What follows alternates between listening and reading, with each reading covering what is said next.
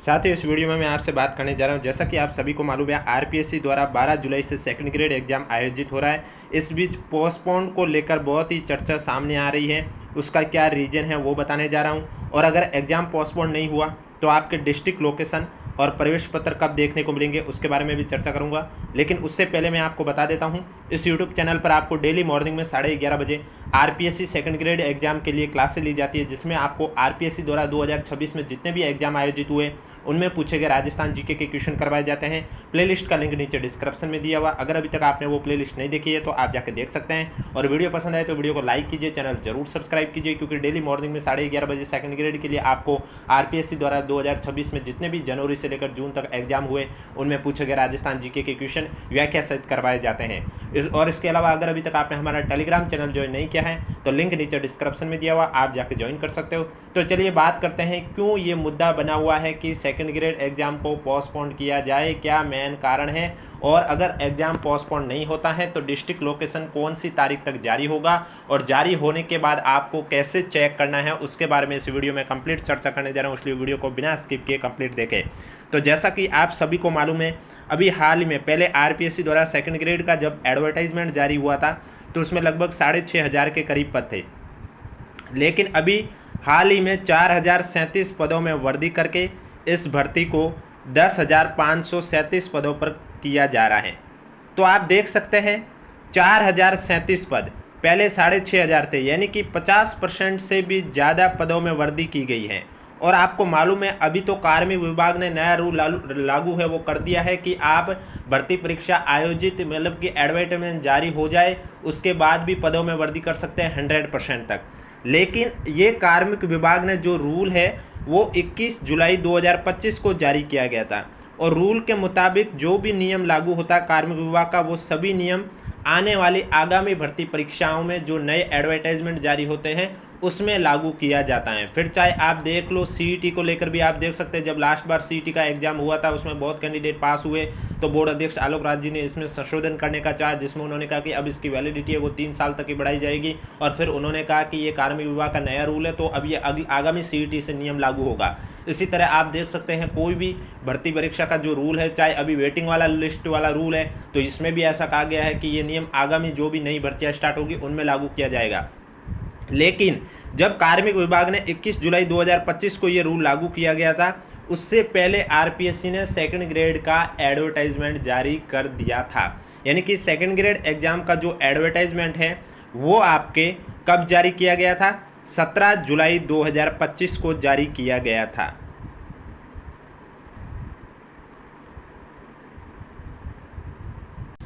तो इस बीच बहुत साथी कह रहे हैं कि ये 50% वाला रूल तो कार्मिक विभाग ने 21 जुलाई को जारी किया था, लेकिन एडवर्टाइजमेंट है वो आरपीएससी ने 17 जुलाई से अपलोड किया था वेबसाइट पर। तो ये रूल सेकंड ग्रेड एग्जाम पर लागू नहीं होता है। यानी कि उनका कहना है कि सेकंड ग्रेड पर 50% वाला रूल ही बैठेगा और उस हिसाब से इस एग्ज़ाम को पोस्टपोन्ड होना चाहिए, वापस से पुनः आवेदन ओपन होने चाहिए। लेकिन इस बीच ये भी तो एक कारण हो सकता है कि आरपीएससी ये कहीं मुद्दा ना उठा दे कि इसकी जो आवेदन प्रक्रिया है वो आपके 19 अगस्त से शुरू हुई थी। यानी कि इससे पहले आवेदन प्रक्रिया है वो शुरू नहीं हुई थी, और आवेदन प्रक्रिया जब शुरू हुई थी तो उस समय आपका कार्मिक विभाग द्वारा जो 100% वाला रूल है वो लागू किया हुआ था। तो अगर एग्ज़ाम पोस्टपोन्ड नहीं होता है तो उसके पीछे का एक रीज़न ये भी हो सकता है कि इसके जो एप्लीकेशन फॉर्म है वो आपके 19 अगस्त से शुरू हुए थे, जो कि 17 सितंबर तक आयोजित करवाए गए थे। एप्लीकेशन फॉर्म है वो भरवाए गए थे। यानी कि एप्लीकेशन एडवर्टाइजमेंट तो आपके जो कार्मिक विभाग ने रूल जारी किया 21 जुलाई उससे पहले जारी हो चुका था 17 जुलाई तक, लेकिन इसके आवेदन प्रक्रिया है वो आपके 19 अगस्त 2025 को जारी किए गए थे, यानी कि शुरू किए गए थे। तो उस हिसाब से देखा जाए तो हो सकता है सेकंड ग्रेड एग्जाम पोस्टपोन ना भी हो, लेकिन एडवर्टाइजमेंट के अकॉर्डिंग अगर देखा जाए तब इस एग्जाम को पोस्टपोन्ड होना चाहिए। लेकिन ये अब सब डिपेंड करता है आरपीएससी पर, क्या आरपीएससी इस एग्ज़ाम को पोस्टपोन करके पुनः आवेदन प्राप्त करेगी या नहीं करेगी। लेकिन अगर आवेदन नहीं करती है, आगे एग्ज़ाम पोस्टपोन नहीं करता है, तो इसकी जो डिस्ट्रिक्ट लोकेशन है वो कब देखने को मिलेंगे। उससे पहले अगर वीडियो को लाइक नहीं किया तो एक बार वीडियो को लाइक कर लीजिए, चैनल भी जरूर सब्सक्राइब कर लीजिए, क्योंकि इस यूट्यूब चैनल पर आपको डेली मॉर्निंग में 11:30 बजे सेकंड ग्रेड एग्जाम के लिए आरपीएससी द्वारा 2026 में जनवरी से लेकर जून तक जितने भी एग्जाम आयोजित हुए उनमें पूछे गए राजस्थान जीके के क्वेश्चन करवाए जाते हैं। तो इस बीच अगर डिस्ट्रिक्ट लोकेशन की बात करें तो डिस्ट्रिक्ट लोकेशन में आपको मालूम है रूल आरपीएससी का किसी भी भर्ती परीक्षा में फिक्स रूल है कि आपके एग्जाम डेट से 7 दिन पहले डिस्ट्रिक्ट लोकेशन जारी होंगे और 3 दिन पहले एडमिट कार्ड जारी होंगे। अब आपका सेकंड ग्रेड एग्जाम 4 ग्रुप में है, इसलिए सभी का एक ही डेट में आपके डिस्ट्रिक्ट लोकेशन जारी नहीं होंगे, अलग अलग डेट पर जारी होंगे।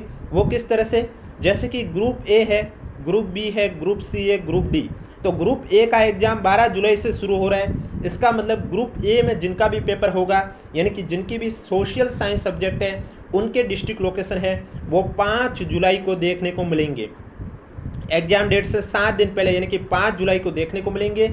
और डिस्ट्रिक्ट लोकेशन सिर्फ और सिर्फ आप एसएसओ आईडी से ही देख पाएंगे और कहीं से भी देख नहीं पाओगे। लेकिन जब एडमिट कार्ड जारी होगा वो आप एसएसओ आईडी से भी देख सकेंगे और इसके अलावा आयोग की वेबसाइट से भी देख सकते हैं। और इसका जो एडमिट कार्ड है वो जारी होंगे आपके 9 जुलाई को। कब जारी होंगे? 9 जुलाई को, यानी कि एग्जाम डेट से 3 दिन पहले। लेकिन जिनका एग्जाम ग्रुप बी में है, क्योंकि सभी अलग अलग ग्रुप में एग्जाम है, तो उन ग्रुप वाइज डिस्ट्रिक्ट लोकेशन और एडमिट कार्ड आएंगे। क्योंकि अभी आपने फर्स्ट ग्रेड में भी देखा था, फर्स्ट ग्रेड में भी district location admit card group wise आया था। तो ग्रुप बी का जिनका एग्जाम 13 जुलाई से शुरू हो रहा है, उनके जो डिस्ट्रिक्ट लोकेशन है वो 6 जुलाई को जारी किए जाएंगे, अगर एग्जाम समय पर होता है तो। और इनके जो प्रवेश पत्र है वो आपके 10 जुलाई को जारी किए जाएंगे। इसके बाद नेक्स्ट आता है ग्रुप सी, यानी कि जिनके सब्जेक्ट साइंस और संस्कृत हैं, उनका जो पेपर 14 और 15 जुलाई को है। अब संस्कृत का भले ही सब्जेक्ट का पेपर 15 जुलाई को, लेकिन जीके वाला पेपर तो 14 जुलाई को ही है, तो इसलिए उनकी डिस्ट्रिक्ट लोकेशन साइंस वालों के साथ ही आएगी। यानी कि जिनका भी पेपर 14 जुलाई को है, उनके डिस्ट्रिक्ट लोकेशन है वो 7 जुलाई को जारी कर दिए जाएंगे और प्रवेश पत्र है वो आपके 11 जुलाई को जारी कर दिए जाएंगे। इसके अलावा ग्रुप डी की अगर बात करूं तो ग्रुप डी के एग्ज़ाम हैं वो 16 जुलाई से शुरू हो रहे हैं। अब भले ही पंजाबी, सिंधी, गुजराती का एग्ज़ाम 18 जुलाई को है, लेकिन इनके भी डिस्ट्रिक्ट लोकेशन है वो 16 जुलाई की डेट के आधार पर जारी हो जाएंगे, क्योंकि जीके का पेपर तो इनको भी 16 तारीख को ही देना होगा। तो जिनका भी एग्ज़ाम 16 जुलाई को है, उनके जो डिस्ट्रिक्ट लोकेशन है वो 9 जुलाई को जारी कर दिए जाएंगे। और इसके अलावा जो एडमिट कार्ड है वो आपके 13 जुलाई को जारी कर दिए जाएंगे। यानी कि एग्ज़ाम डेट से 7 दिन पहले आपको डिस्ट्रिक्ट लोकेशन देखने को मिलेंगे और 3 दिन पहले आपको प्रवेश पत्र देखने को मिलेंगे। किसी भी साथी को कोई भी डाउट है तो नीचे कमेंट बॉक्स पूछिए।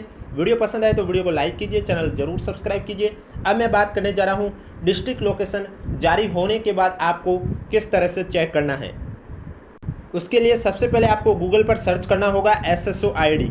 जब आप गूगल पर सर्च करोगे एसएसओ आईडी तो आपके सामने इस तरह से एसएसओ आईडी ओपन होगी, जिसमें सबसे पहले आपको अपनी एसएसओ आईडी लिखनी होगी और उसके बाद आपको अपने पासवर्ड लिखने होंगे और फिर यहाँ पर कैप्चा कोड लिखना होगा। कैप्चा कोड वही लिखना है जो कोष्टक में नंबर दे रखे हैं और बिना स्पेस दिए लिखना है। यहाँ पर ऐसा लग रहा है जैसे कि स्पेस दे रखा है। उसके बाद आपको लॉगिन कर देना है। जैसे ही आपकी एसएसओ आईडी लॉगिन होती है, उसके बाद आपके सामने एक ऑप्शन आएगा रिक्रूटमेंट पोर्टल का, आपको इस पर क्लिक कर देना है। और अगर अभी तक आपने ओटीआर अपडेट नहीं किया है तो सबसे पहले आपसे पूछा जाएगा ओटीआर की बेसिक डिटेल अपडेट करनी, जिसमें क्या करना होगा, आपको अपना नाम हिंदी में लिखना है, पिता का नाम हिंदी में लिखना है, माता का नाम हिंदी में लिखना है, आप मैरिड है अनमैरिड है वो सेलेक्ट करना, आपको अपना एड्रेस लिखना होगा, आपके मोबाइल नंबर लिखने होंगे, बॉडी मार्क लिखना होगा। इसके अलावा आपका रिलीजन कौन सा है, डिस्ट्रिक्ट कौन सा है, स्टेट कौन सा है, ये सब चीज़ें लिखनी है। और इसके अलावा आपको लेफ़्ट थंब भी अपलोड करना होगा और वहाँ पर जो केबी में साइज़ दे रखी है उसी साइज़ के अंदर आपको लेफ़्ट थंब अपलोड करना होगा। अगर साइज़ ज़्यादा या कम हुई तो अपलोड नहीं होगा और उसके बाद आपको सबमिट कर देना है। इस तरह से जो ओटीआर की बेसिक डिटेल है वो अगर अभी तक आपने अपडेट नहीं किया है तो पहले आपको वो करना कंपलसरी होगा, तभी आगे का प्रोसेस आप कर पाओगे। अन्यथा आप एसएसओ आईडी में ना तो ये चेक कर पाओगे डिस्ट्रिक्ट लोकेशन, न ही कोई नई भर्ती के फॉर्म फिल कर पाओगे और न ही किसी अन्य भर्ती के स्क्रूटिनी फॉर्म अगर फिल कर रहे हो तो वो भी नहीं कर पाओगे। तो ओटीआर अपडेट नहीं किया तो सबसे पहले वो कर लीजिए। और जैसे ही ओटीआर अपडेट हो जाता है उसके बाद आपको क्या करना होगा, आपके सामने वापस से ओटीआर वाले मेन पेज पर आ जाना है और यहाँ पर जब आप पहुँचोगे तो पेज को आपको स्क्रॉल करते रहना है। जब आप डिस्ट्रिक्ट लोकेशन का लिंक एक्टिव होगा उस समय आपको किस तरह से चेक करना है मैं वही बता रहा हूँ। तो इस पर जब आप क्लिक करोगे तो इस तरह से एक नीचे ऑप्शन आएगा नोटिफिकेशन का। नोटिफिकेशन में जब आपका लिंक एक्टिव होगा तब लिखा हुआ आ जाएगा भाई सेकंड ग्रेड एग्ज़ाम 2025 ग्रुप ए, यानी कि जिस भी ग्रुप का डिस्ट्रिक्ट लोकेशन आएगा वो इस तरह से लिखा हुआ आएगा। जैसे कि यह मैं ओल्ड स्क्रीनशॉट के माध्यम से बता रहा हूँ, ये SI एग्ज़ाम के माध्यम से बता रहा हूँ। तो इसी तरह आपका भी लिखा हुआ जाएगा, click here to know your exam district location senior secondary exam 2025 group A या फिर ग्रुप बी या ग्रुप सी, ग्रुप डी, जिन जिन ग्रुप की डिस्ट्रिक्ट लोकेशन आएगी वैसे वैसे ग्रुप का नाम लिखा हुआ आ जाएगा। तो उस लिंक पर आपको क्लिक करना होगा। उस पर जैसे ही क्लिक करोगे आपके सामने know your centre district location का ऑप्शन आ जाएगा, जिसमें सबसे पहले आपको एप्लीकेशन नंबर लिखने होंगे। जो सेकंड ग्रेड एग्जाम का एप्लीकेशन फॉर्म है उसके अंदर एप्लीकेशन नंबर लिखे होते हैं। अगर आपका फॉर्म कहीं गुम हो गया तो कोई बात नहीं, आप जिस मंथ में फॉर्म फिल किया था उस मंथ का मेल चेक कर लीजिए, क्योंकि फॉर्म सबमिट होने के बाद आपके पास मेल भी आता है कि आपका फॉर्म सबमिट सक्सेसफुल हो गया, और उस मेल में आपको एप्लीकेशन नंबर देखने को मिल जाएंगे। नहीं तो फिर आप SSO ID में माई रिक्रूटमेंट में जाइए, जितने भी फॉर्म फिल किए वो सब वहाँ पर हिस्ट्री अवेलेबल है। सेकंड ग्रेड एग्जाम के सामने व्यू एप्लीकेशन का ऑप्शन होगा, उस पर क्लिक करके आप वहाँ से भी एप्लीकेशन फॉर्म ले सकते हैं नंबर।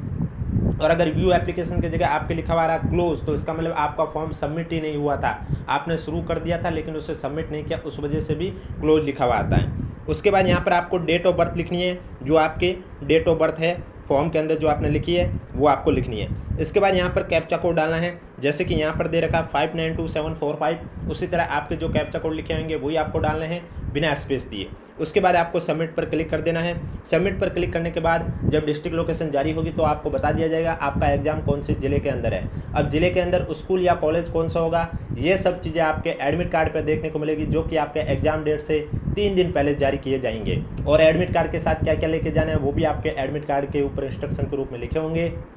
वीडियो पसंद आए तो वीडियो को लाइक कीजिए, चैनल जरूर सब्सक्राइब कीजिए। अब किसी भी साथी को डाउट है तो नीचे कमेंट बॉक्स पूछिए, और क्या एग्जाम पोस्टपोन होना चाहिए कमेंट बॉक्स में अपनी राय जरूर बताइए। देखो एग्जाम पोस्टपोन नहीं हुआ तो उसका एक रीज़न हम ये भी समझ सकते हैं कि भाई आवेदन प्रक्रिया तो 19 अगस्त से ही शुरू हुई थी, तो हो सकता है आवेदन प्रक्रिया से पहले ये रूल जारी किया हुआ है, उस वजह से भी हो सकता है कि एग्ज़ाम आगे ना खिसके। बाकी अब RPSC पे डिपेंड करता है कि वो एग्ज़ाम आगे खिसकाएगी या नहीं खिसकाएगी।